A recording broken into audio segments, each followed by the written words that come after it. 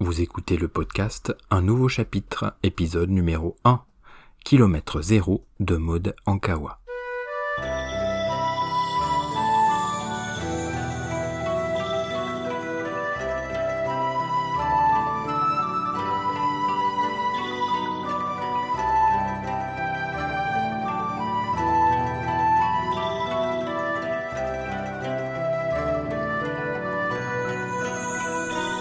Bienvenue sur Un nouveau chapitre, le podcast qui vous propose une sélection des livres essentiels pour vous réinventer, pour changer votre vie, pour démarrer ou pour poursuivre votre croissance personnelle. Alors comme promis, aujourd'hui nous allons parler du roman de Maud Ankawa, Kilomètre 0. L'héroïne du roman, Maëlle, est une Parisienne pressée qui travaille comme directrice financière dans une start-up. Elle ressemble à s'y méprendre à l'auteur. Sa meilleure amie, atteinte d'un cancer, lui confie la mission d'aller chercher un mystérieux livre au Népal, livre qui contient le secret de la guérison. Voilà le pitch de ce roman. Maëlle va donc s'envoler vers le Népal et vers des aventures, une belle quête initiatique qui sera l'occasion pour nous, lecteurs, de recevoir une série de leçons concernant le développement personnel. On classe d'ailleurs ces romans de développement personnel dans la catégorie Feel Good. Et c'est vrai que ce fut un plaisir pour moi de retrouver Maëlle au fil de mes semaines de lecture. Si vous êtes réfractaire aux bons sentiments et aux quêtes initiatiques, il vaut mieux passer votre chemin. Je suis allé fureter sur Internet pour préparer ce podcast et j'ai trouvé de nombreux témoignages de lecteurs et de lectrices heureux et heureuses et reconnaissants. Je fais partie de ceux-ci. Mais j'ai trouvé aussi des déglingages en règle. Cela me pose toujours question. Bien entendu, on a le droit d'aimer ou détester ce que l'on veut. Mais quel intérêt peut bien-on avoir à prendre du temps pour abîmer l'image d'un auteur ou de sa production alors qu'on estime déjà en avoir beaucoup perdu à le lire? C'est assez étonnant. Une critique m'a particulièrement amusé. Elle date de 2018. L'auteur de ce pavé démonte un par un les arguments de Maud Ankawa en les passant à la moulinette de ses nombreuses connaissances scientifiques et littéraires. Il est hérissé par les romans feel-good qu'il trouve sans intérêt, voire dangereux. Dangereux car ces romans diaboliques seraient seulement un moyen sectaire pour des auteurs perfides d'imposer à des lecteurs attardés et décérébrés leurs propres croyances, les cachant derrière des arguments pseudo-scientifiques.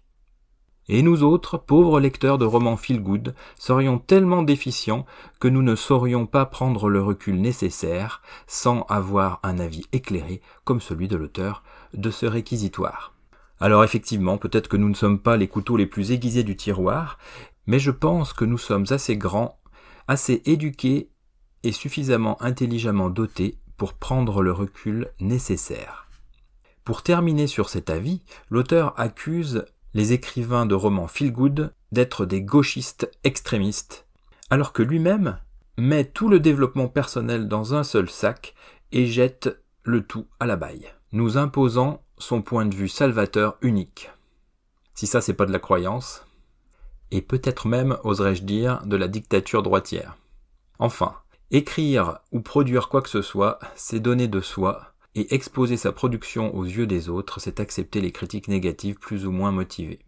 Je remercie toutefois ce chevalier des temps modernes, mais je vais continuer à lire du feel-good parce que ça me donne la pêche et que ça me fait broger.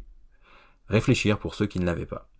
Toutefois, pour aller quelque peu dans son sens, je dois dire que j'ai tiqué quand j'ai lu que l'ami de l'héroïne avait un cancer et qu'il existait une méthode miraculeuse pour le guérir. Enfin, c'est ce que j'avais compris au départ. Ça m'a légèrement gêné aux entournures. Mais en terminant le livre, on comprend bien entendu qu'il n'y a pas de guérison miraculeuse. Le message de Maud Ankawa est à mon sens un message essentiel. Il semble avoir totalement échappé aux critiqueurs fous. Si l'on arrive à être positif, on vit mieux et on est un peu plus heureux. Pour guérir le cancer, bien sûr, il faut suivre le traitement médicamenteux recommandé par les médecins. Je n'ai pas de doute sur le message que Maud Ankawa a voulu faire passer.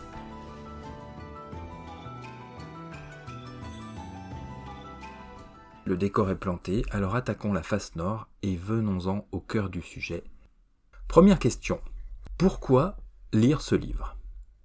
Eh bien, je dirais parce que ce livre est juste un petit bonheur, une bonne dose de kiff. Il est facile à lire, il nous embarque dans une belle quête initiatique exotique, une quête de soi bien entendu, c'est le moins que l'on puisse attendre d'un livre de développement personnel, mais également une quête du sens de la vie, de son pourquoi, votre pourquoi. Pourquoi vous vivez, pourquoi vous mourrez. Ça me rappelle quelque chose, tiens. Cette chanson de Balavoine est un bon résumé. Enfin, c'est une quête du bonheur. C'est d'ailleurs le sous-titre du roman, et également une quête de l'amour. Mais ce livre est aussi une mine d'informations concernant notre croissance personnelle.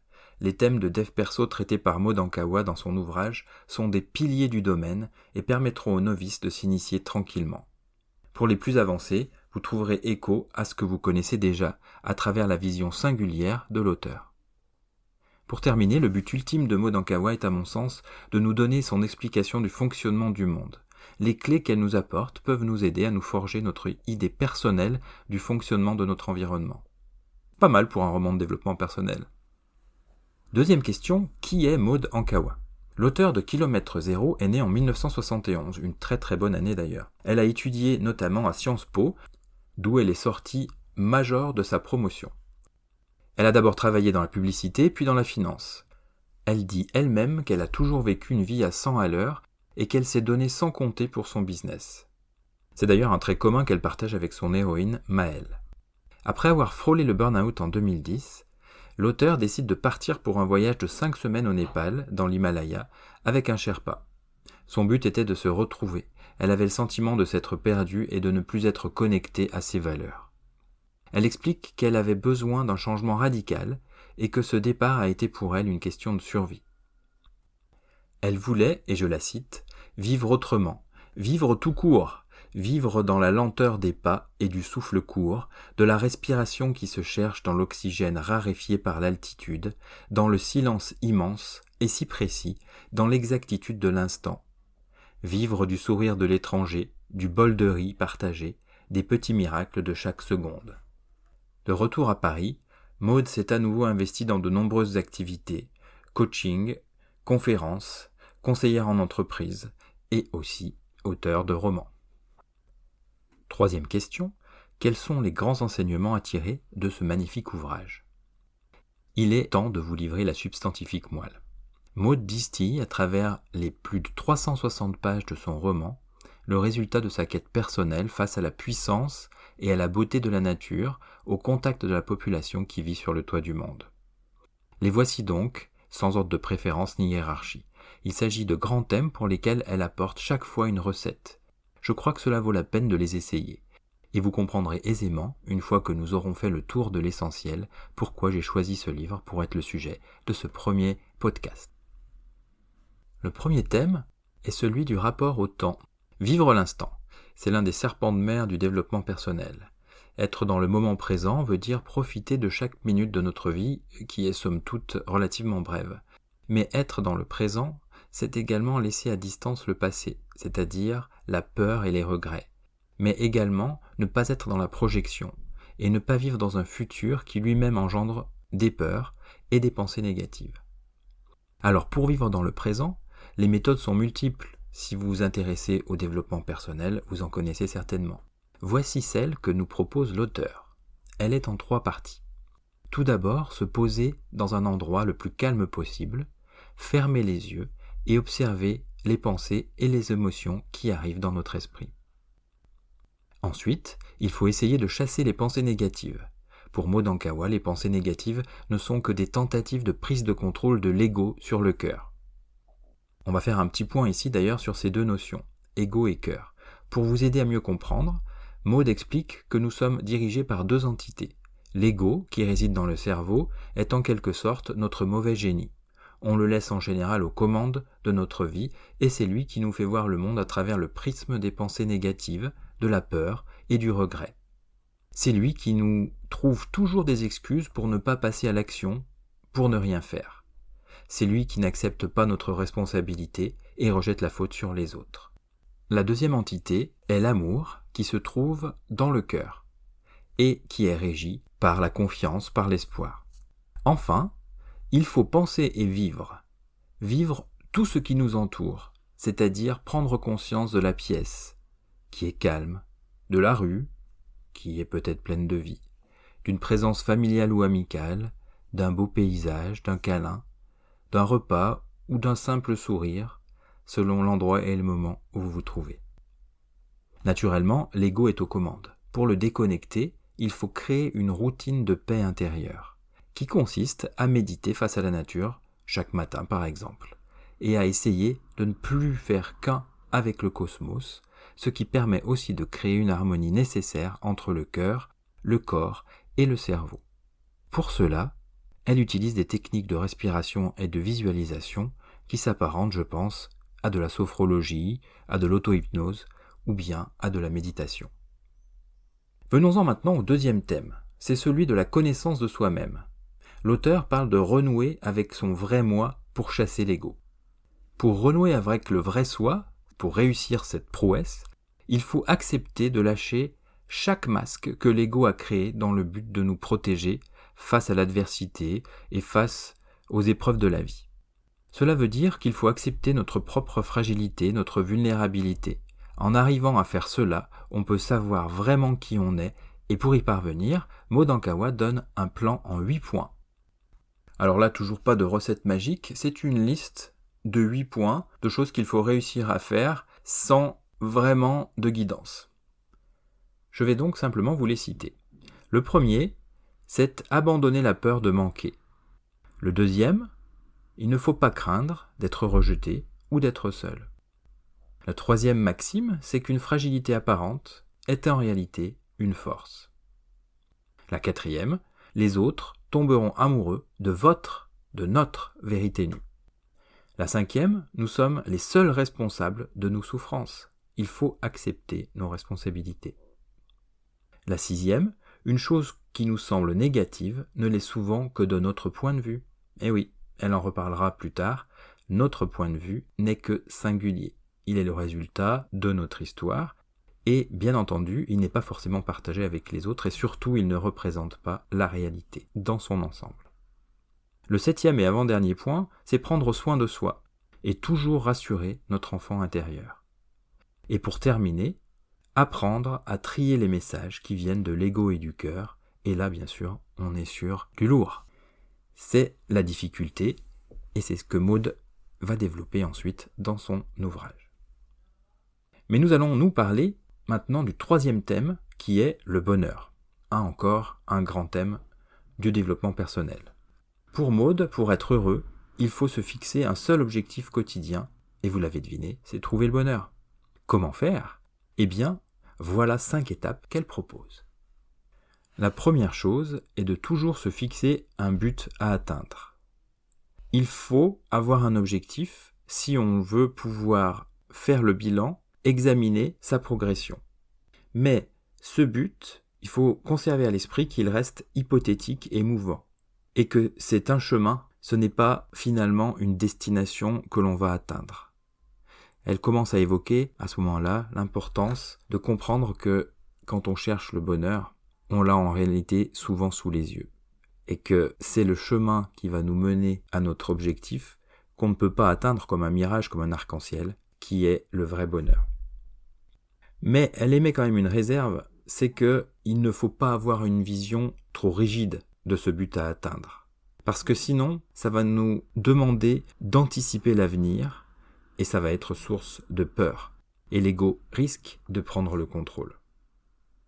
Il faut également bien intégrer le fait que nos pensées nous emprisonnent.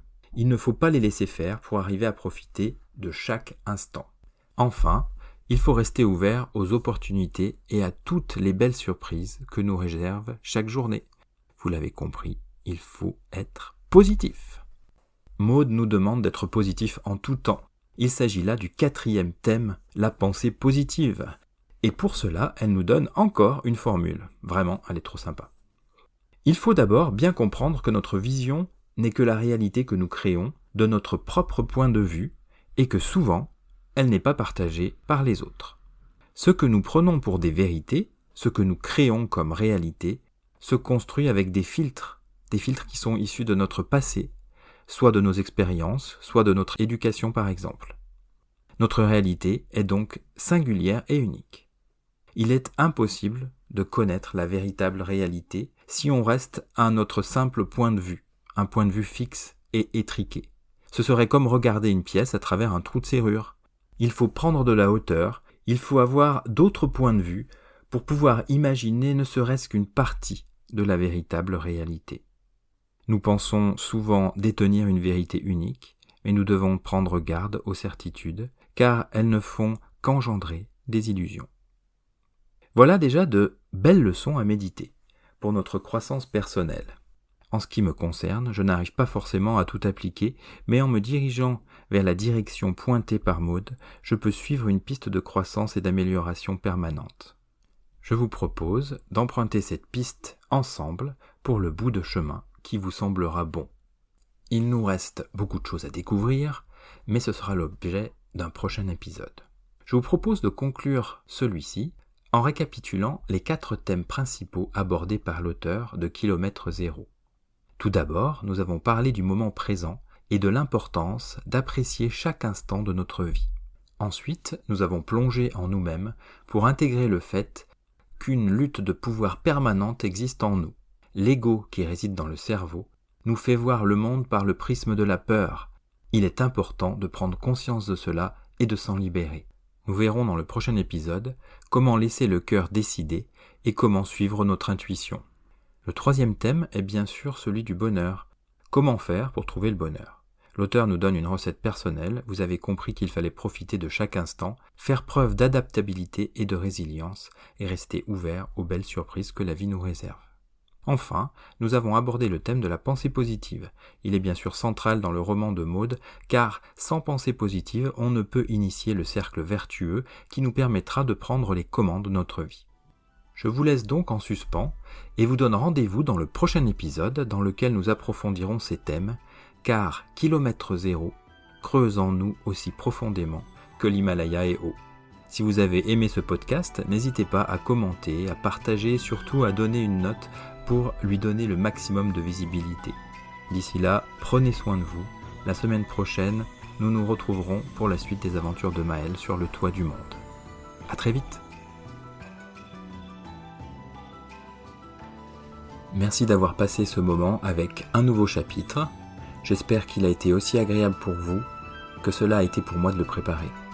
Si vous voulez plus d'informations concernant la gestion du stress et votre croissance personnelle, inscrivez-vous à notre newsletter sur finilestress.com et téléchargez votre cadeau.